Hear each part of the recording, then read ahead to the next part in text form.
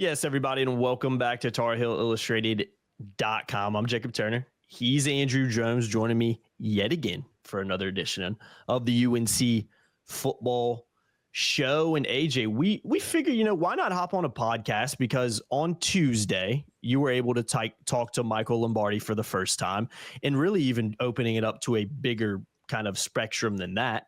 You were able to talk to someone connected and really inside the football program and at an official capacity press conference for the first time since Bill Belichick was hired months ago. So obviously there's some tidbits. Obviously there's some things to talk about and potentially take away from it. And in this show, we're going to focus on some intriguing kind of positives from what we know so far, and also maybe some intriguing red flags that, we've picked up on and learned so far as well. So a little bit of a positive and a little bit of a negative in here. And I think it's more so just an honest kind of conversation about where the program is at right now in the very early stages of the Bill Belichick era. And obviously it capped off with finally being able to talk to someone pretty entrenched in the program under the new regime. So let me ask you this, AJ, before we go into the positives, can you just give people, I don't want you to dive into too many specifics. We'll do that after the fact, but what was just your overall takeaway from talking to Lombardi? Did you find it an intriguing interaction and interesting press conference? What were your just kind of initial takeaways from it? Yeah, interesting, because it was the first time we've talked to anybody in official capacity in 2 months. So we had Belichick's intro presser. Everybody got one question. We had Lombardi yesterday. Everybody got one question. So I got 2 questions formally into the program in 2 months. And I say that not complaining, just to note we are still very much in the early stages of trying to get a feel for the program. Every staff gives off a different vibe. Every staff has their different culture in dealing with the media. And the media is important, especially in college. And I've maintained this for a while because with the Patriots, Belichick had to answer to Robert Kraft, and that was it. He paid the bills. In college, they asked the fans to pay the bills. Mm-hmm. And we're liaisons to the fans. So if we don't know anything, we can't tell the fan stuff. And the people that are asking for money don't know as much. So that's why it's a little bit that's why I find this really intriguing, because you got a bunch of NFL guys who operate in an NFL mindset. They say they want this to be the 33rd NFL franchise. So how are they going to relate to the fans? How are they going to put out information for fans to consume? Well, we're the vehicle for that, and then some. So that's interesting, just to see how they're going to go about things. How do they view us? What kind of access are we going to get? How much are we going to be able to learn about the team and the program, so we can then give that information to the people who seek that information on a daily basis, people that want to eat it up. So, and that's one of the things I always love about this. I love being able to get as much information as possible to give to my readers, to our readers, because I want them to have their passion filled as much as possible, because they are passionate about who the backup left guard is. So I want to have that information out there. So some of us who cover the program want to go very deep. Others who cover the program are more on the I guess at water level, at the water level of information. They don't need to jump into the deepest part of the sea to get stuff. So where they go with this over time will be interesting. Yesterday was sort of a get a feel for Michael Lombardi. How is he going to answer questions? Does he answer questions? I thought it was interesting, Jacob. He didn't mention one name of one player on the roster. A little different. We didn't ask many specifics, but he didn't mention any names. He was asked about, is your day one QB on the roster right now? And he didn't even bother talking about quarterbacks. He said, I don't even know what I'm doing tomorrow. So he kind of did that. A lot of coach type speak for a non-coach. So I'm grateful that we had the access. I'm grateful that we had day one, because you can't get to day two of access and questions and all that kind of stuff without having day one. So I reserve the right to make judgment for a long time, because they got to feel us out. We got to feel them out. And they've got a lot going on. So it's not like they're getting up every day saying, boy, we really got to go feed the media. Mac was very media savvy, and he used the media a lot for that. So Mac would wake up some days saying, well, gee, how can I go talk to Adam and AJ and Jeremiah and Chip Alexander and give them information to put out there to the masses? These guys aren't like that, and that's okay. It's okay the way Mac did it. It's okay the way these guys do it. But it's going to be interesting just kind of see how this plays out. And that's one of the things I'm very excited about because it is different. Yeah. And this is a different level. These guys have achieved a ton. So it's kind of cool to go through this walk with them that I've not been through before. Yeah, no, I completely agree. And even the press conference in a lot of ways was different than Mac. You talked about, jokingly, Mac's, was about a 27-minute press conference for Lombardi. I mean, Mac's opening statement jokingly can be about 27 minutes. He had a 24-minute opening statement one time. So again, and I thought it was intriguing. I thought it was interesting. We'll talk about some of it here. And I think there are some things you can take away, but I also think, kind of listening to it too. I thought there were some moments where maybe they could have given us a little bit more, maybe answer that question a little bit more in depth, because like you said, it's different than the NFL. It's NIL era, it's college, it's fans having to pay for a lot of this stuff. And the communication is very important. I think that's something Mac Brown understood. And maybe that's just something that this new regime not only has to learn in a way because of how it's different, but maybe it's just something that potentially comes with time too. Because like you said, we are still in the very early stage. Maybe they just don't give a crap. And that's also possible too. Maybe what we got yesterday is what we're always going to get. If that's the case, that's the case. I mean, I'm not going to sit here and bitch and moan about it because nothing I can do about it. We'll just find ways to cover the team the best that we can. And that's what's cool about it. I'm not complaining. I'm fascinated because I've covered a lot of different people and everyone does things differently. So this is a very new avenue because of who this is. And the fact that he's got a GM, he was asked yesterday, I think Brian Murphy, WRAL, asked him, are you going to be the main spokesman? Are we really going to get Bill? Because there was a press secretary element to what we experienced yesterday. Yeah. Imagine the last couple of years of Biden, Karine Jean-Pierre out there asking, he just didn't have a big binder that he was flipping around like she always did. So where there's sort of the person who the president thinks this, now we're just going to get, Coach Belichick thinks this, Coach Belichick thinks that. There was some of that going on, which is different. It's new. So we'll just wait and see. I'm glad we got the access. We did get some information. And some of the things I was most fascinated about, we'll talk about here in a minute, though. But I thought, the vision of building a program, how they look at recruiting, the vetting process, they trust their eyes, that kind of stuff. I thought all those things were very interesting. And we have articles coming out about that. And spring practice, I posted an article today about the fact they are not revealing any information about spring practice yet. So, I'm cool. This is a neat experience. I'm grateful that I've been around long enough to have covered the people I have, and now I get to add him to the list, which I never would have thought 4 months ago. Yeah, you ain't the only one, man. Let's talk about positives, some intriguing positives so far from, again, the very early stages of this new regime.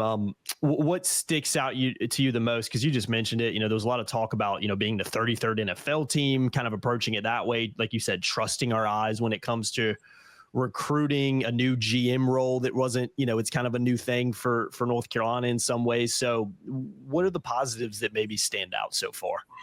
The positives are it's more intriguing. What's intriguing? I'm not going to say it's a positive because we don't know if it's going to work or not. I don't know.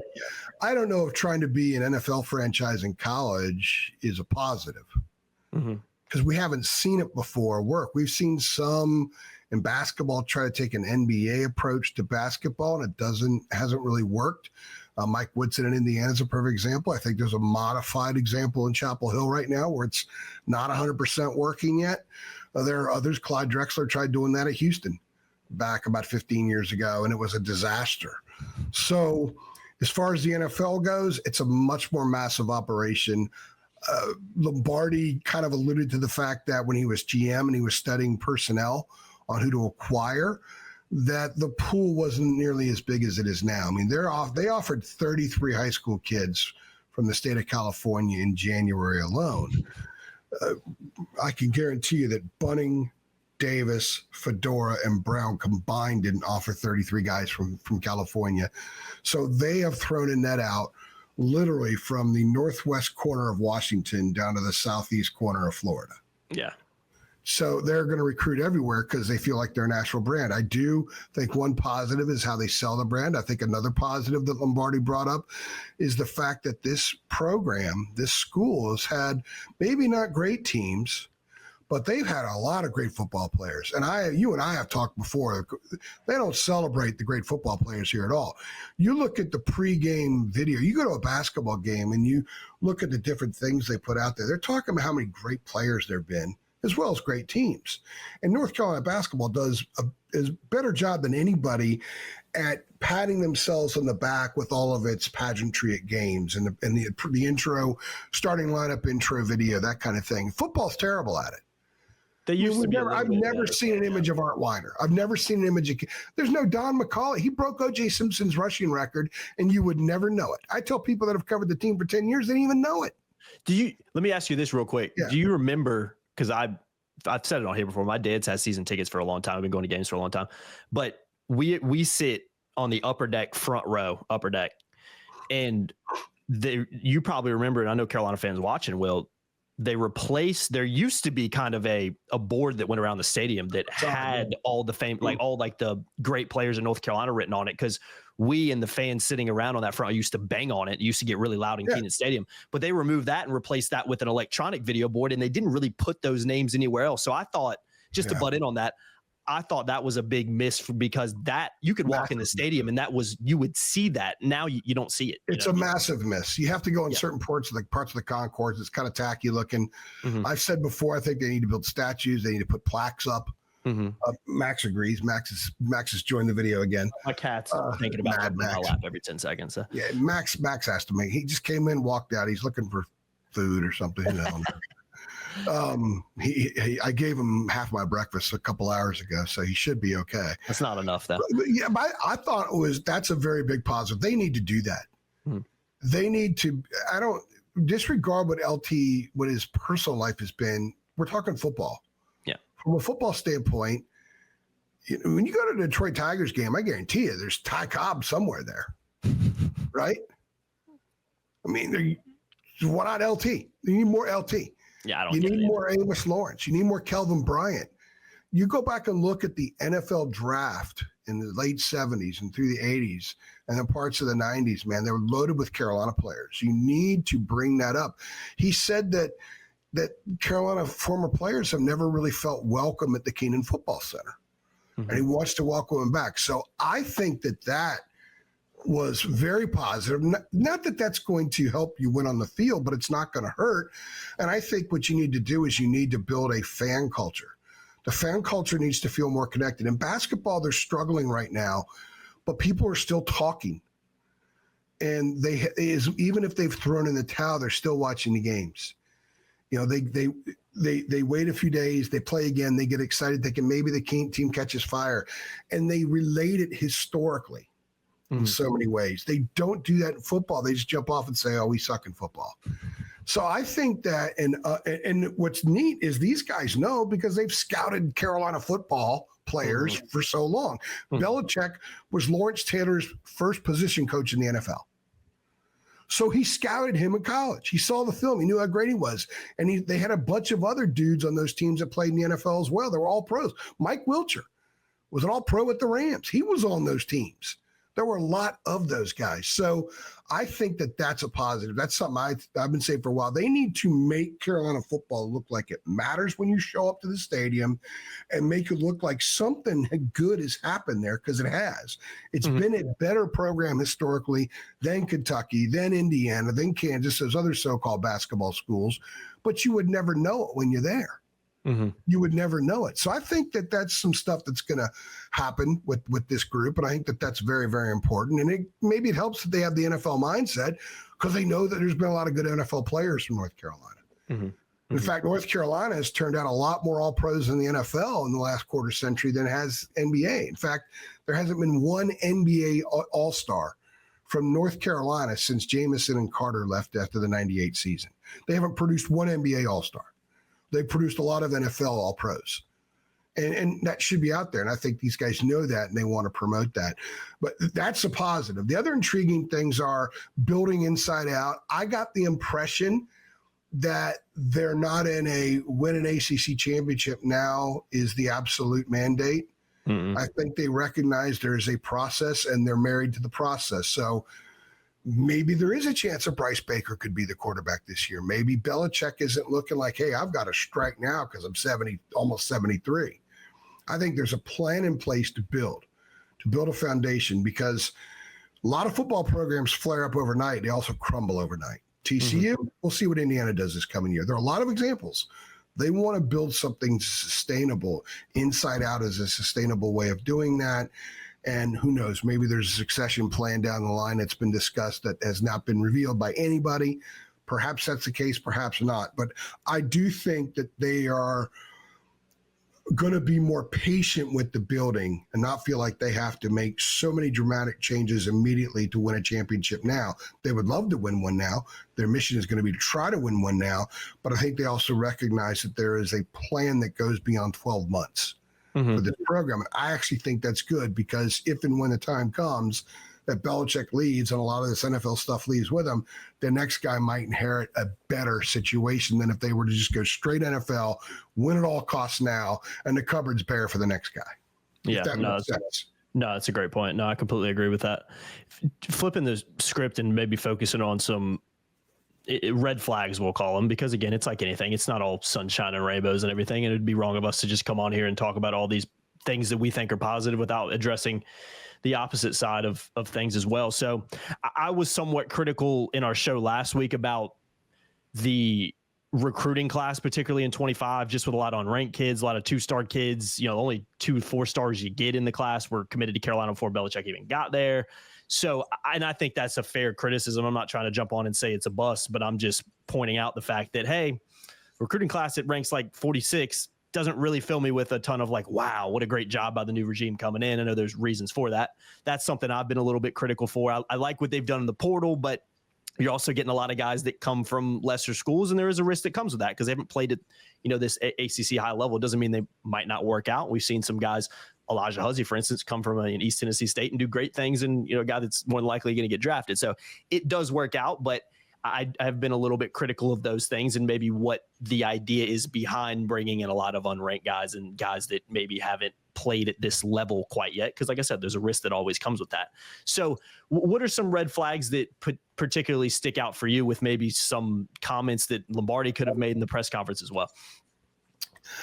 It's not a red flag. It's just sort of there's some question mark kind of beside it. Like, there's some question marks about recruiting, because Lombardi said that he hadn't been in college, around college football, since 1981.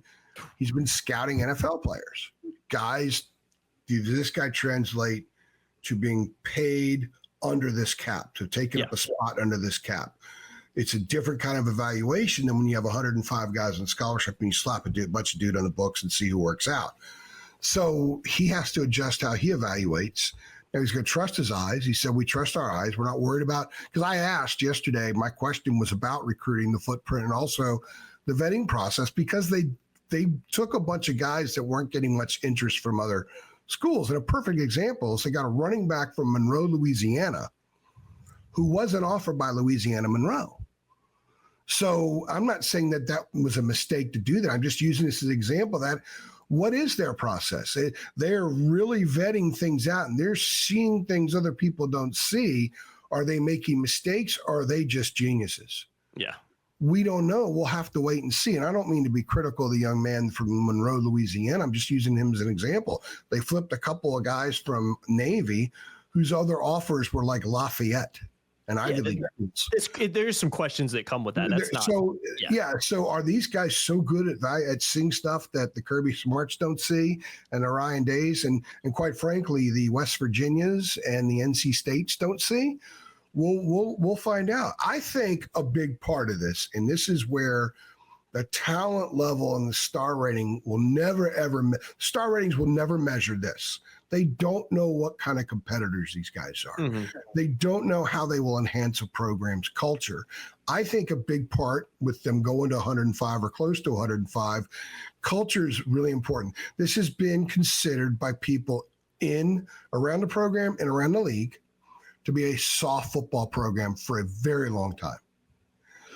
And one of the things they needed to do, they had a great culture as far as respect. They had kids that did what they were supposed to do. Not a lot of kids get in trouble. The good academic kids, dudes that help old days across the street, all that kind of stuff.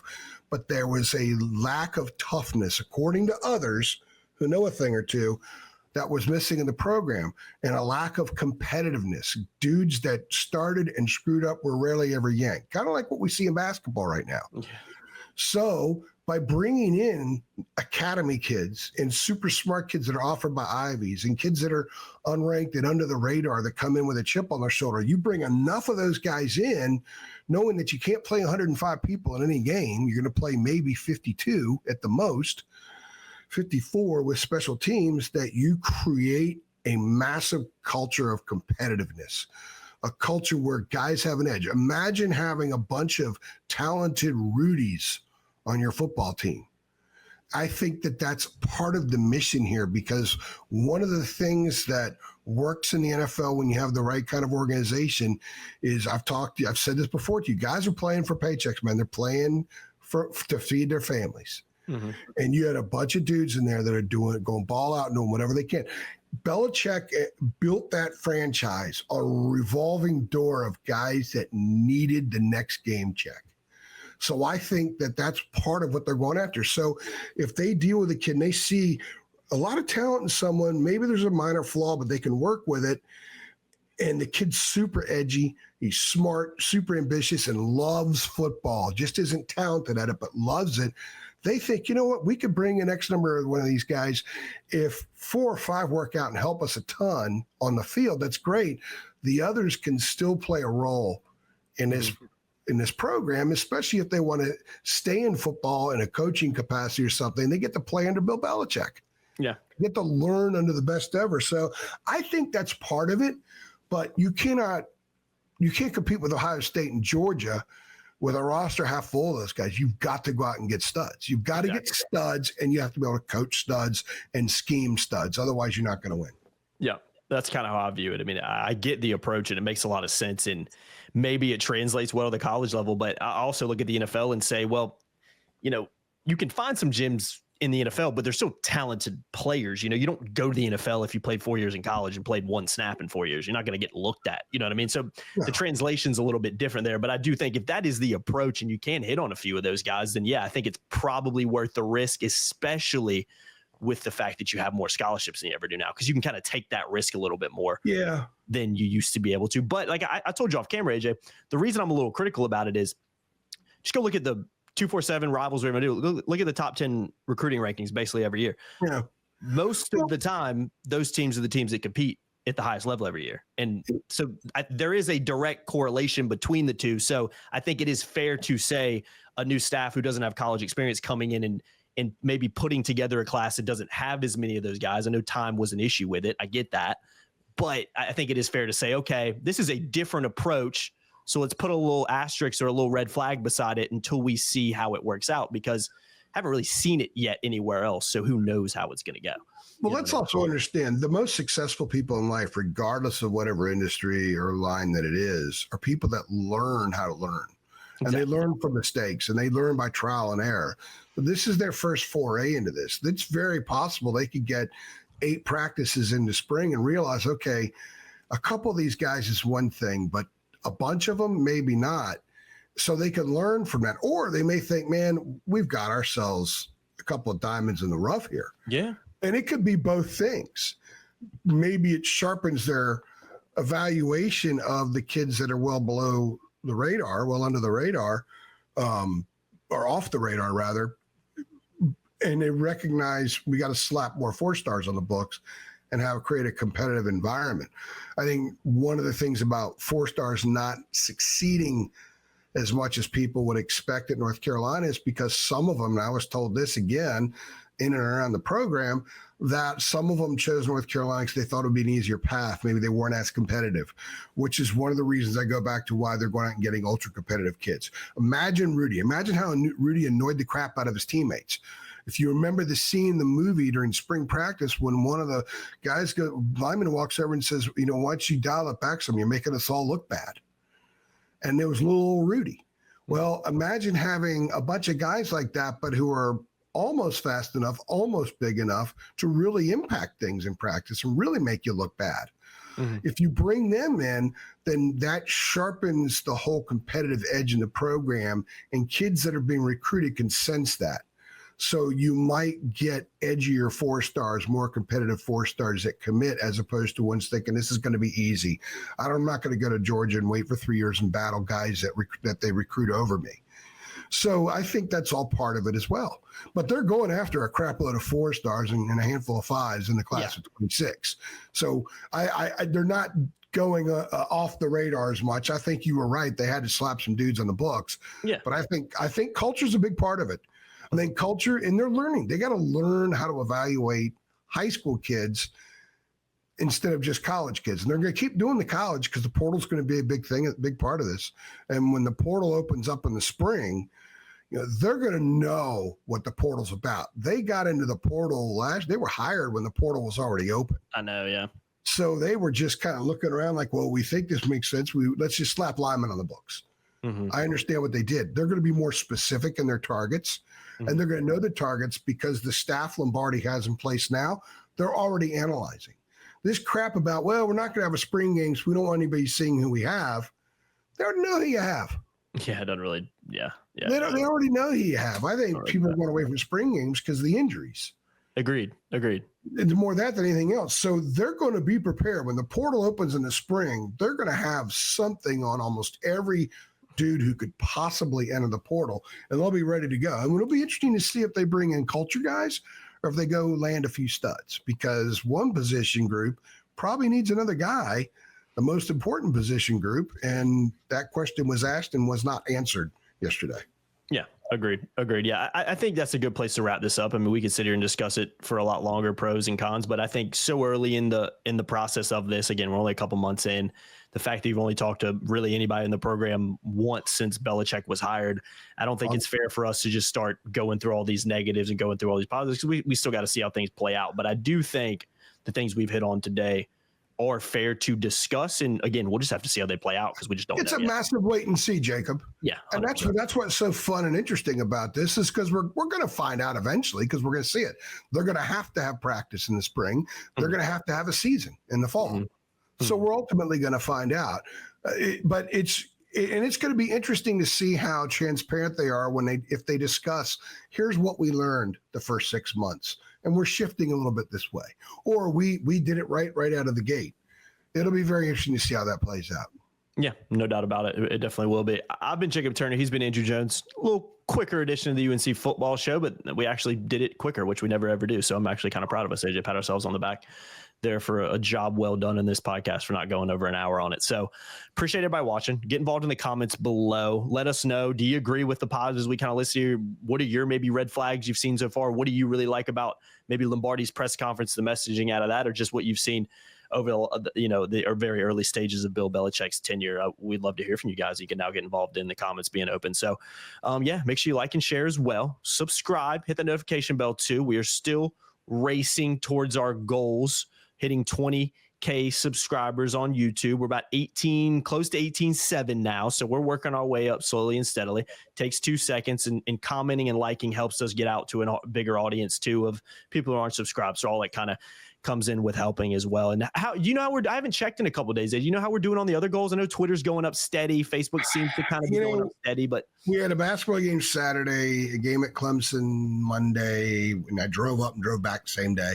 Got back at 6 a.m. Tuesday morning, napped, went to Chapel Hill, worked, got up this morning, worked. I was on Joe and Joe this morning. So I haven't looked. Yeah. But I'll look. And I got to push that. I got to tell our staff, we got to push it more. When I put it out there, you guys got to retweet. Facts. So put it out there. We're giving away a bunch of free THI.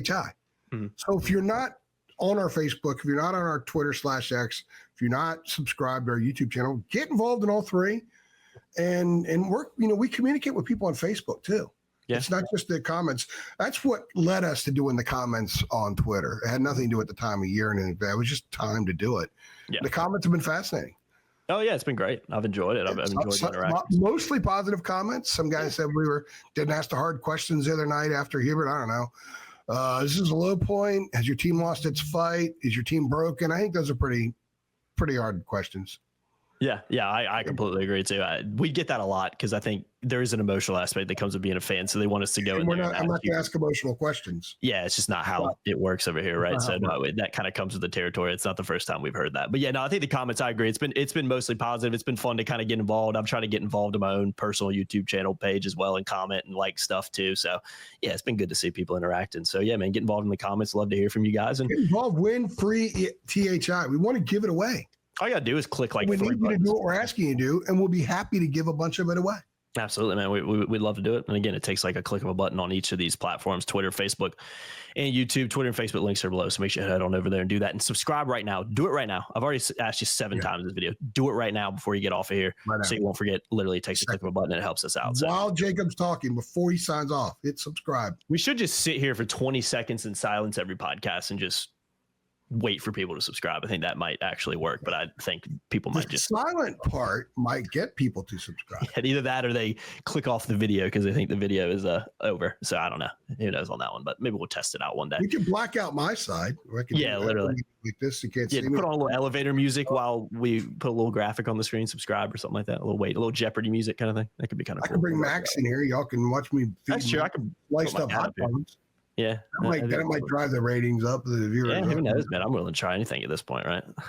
I could have Ellie come in here. Ellie's been into like Beethoven and stuff lately. Wow, she knows it all. It's like, that's impressive, right there, man. She can learn the universe in 12 minutes. It's pretty wild. Awesome. My daughter is a trillion times smarter than I'll ever be. And she got some money and she ordered a bunch of stuff for herself. And she came to my office today. You know what she had for me? What? A small little NXS poster. Nice. She knows it, man. But she she was thinking about Dad. It was very loving. It was very touching. Awesome. That's very big touching. Time right there. Shout out. Today she's going to help me find a place to put it up. And then maybe next to her artwork from when she was in 3rd grade. That's fantastic. I still got that up in the office too. That's fantastic. One of these days, I think we'll do a podcast where I just take the camera and do a tour of the office. You should, man. Why not? Just pick up your iPhone camera. It didn't have to be a podcast. You could just show us everything. Oh yeah, it could be that. Yeah, just do it. Yeah, maybe I know there's some interesting stuff in there for sure. You can see a little bit in the backdrop right there, but yeah, maybe one day we'll do that for sure. There's the Orioles right there, baby. Can't miss that. Some stuff up there.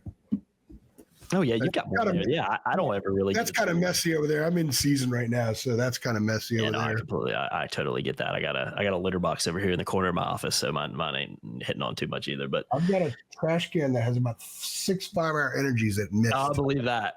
I believe that. The floor still. I believe that 100%. That thing's probably. We're actually making this a long podcast now. We failed. I was giving us credit earlier, and we just completely failed our task. So I'm getting out of here. We got other stuff to do. Appreciate y'all watching. That's our red flag, by the way. We got too long. Yeah, 100%. We'll see y'all next time. Thanks, guys. Thanks.